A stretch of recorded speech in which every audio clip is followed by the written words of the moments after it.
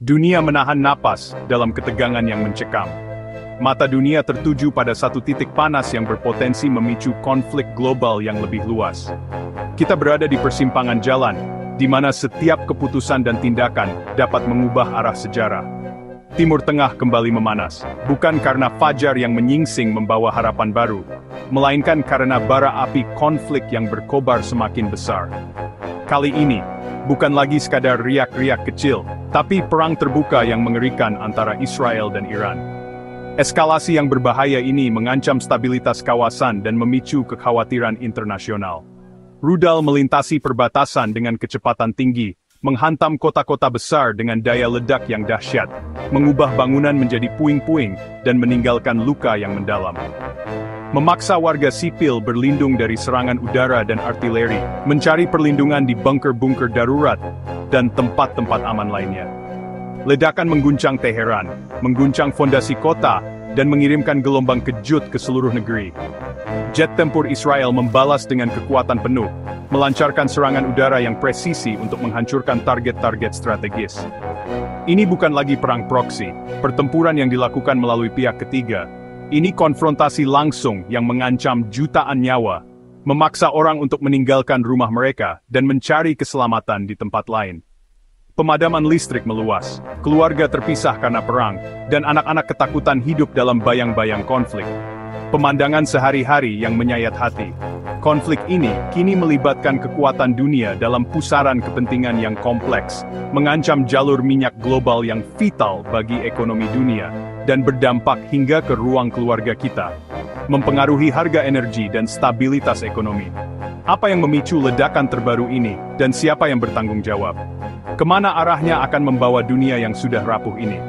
Mari kita telusuri akar dan dampak konflik yang membara ini, serta mencari jalan keluar dari labirin kekerasan ini.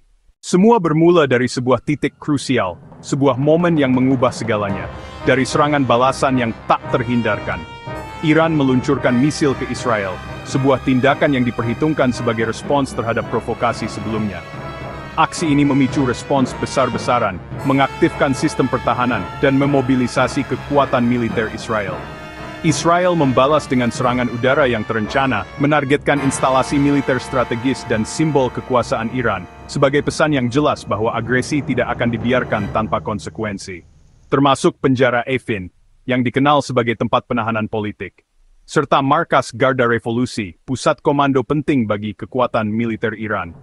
Serangan meluas ke bandara-bandara utama dan infrastruktur militer vital, melumpuhkan puluhan pesawat Iran, melemahkan kemampuan pertahanan udara mereka. Eskalasi memuncak saat target-target yang lebih sensitif menjadi sasaran. Fasilitas nuklir Fordo, Isfahan, dan Natanz dihantam dengan presisi, sebagian dengan koordinasi dari Amerika Serikat, yang menunjukkan aliansi strategis yang kuat. Bom penghancur bunker digunakan untuk menembus pertahanan bawah tanah, menandai babak baru dalam konflik yang semakin berbahaya. Serangan ke program nuklir Iran, sebuah langkah yang belum pernah terjadi sebelumnya, mengubah konflik regional menjadi krisis global yang mengancam stabilitas dunia. Dunia menyadari garis merah yang selama ini dihindari telah dilintasi, membuka kemungkinan konsekuensi yang tak terduga. Situasi kini jauh lebih berbahaya dari sebelumnya, dengan risiko eskalasi yang semakin meningkat. Israel tak sekadar membalas, tapi berupaya mengubah peta kekuatan di Timur Tengah. Target utama, melemahkan militer dan program nuklir Iran, sekaligus menggoyang pilar kekuasaan rezim. Serangan ke fasilitas nuklir dan simbol kekuasaan Iran adalah puncak strategi ini. Amerika Serikat terlibat langsung, meningkatkan skala dan risiko konflik. Presiden AS menyebut serangan ini sebagai keberhasilan besar, bahkan mengisyaratkan dukungan pada perubahan rezim. Kini, konflik bukan hanya Israel-Iran, tapi juga melibatkan kekuatan militer terbesar dunia. Risiko perang besar semakin nyata. Dunia terkejut. Reaksi global muncul dengan cepat, mencerminkan betapa gentingnya situasi ini. Para pemimpin dunia terkejut dengan perkembangan yang begitu tiba-tiba. PBB menyerukan deeskalasi, mendesak semua pihak untuk menahan diri dan kembali ke meja perundingan. Seruan ini menjadi sangat penting untuk mencegah konflik lebih lanjut. Tapi suara diplomasi tenggelam di tengah dentuman bom. Upaya perdamaian terhambat oleh aksi militer yang terus berlanjut.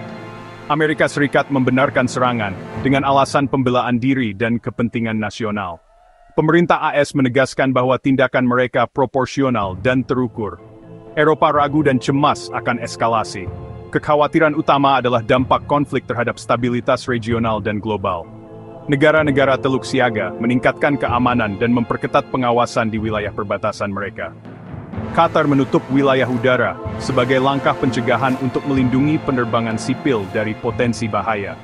Iran mencari dukungan Rusia dalam upaya untuk memperkuat posisi mereka di tengah meningkatnya tekanan internasional. Ancaman Iran menutup Selat Hormuz, sebuah jalur pelayaran vital bagi pasokan energi dunia, meningkatkan ketegangan global, membuat ekonomi global waspada, pasar saham bergejolak dan harga minyak melonjak, mencerminkan ketidakpastian yang meluas. Siklus serangan dan balasan sulit dihentikan, menciptakan lingkaran setan kekerasan yang semakin sulit dikendalikan.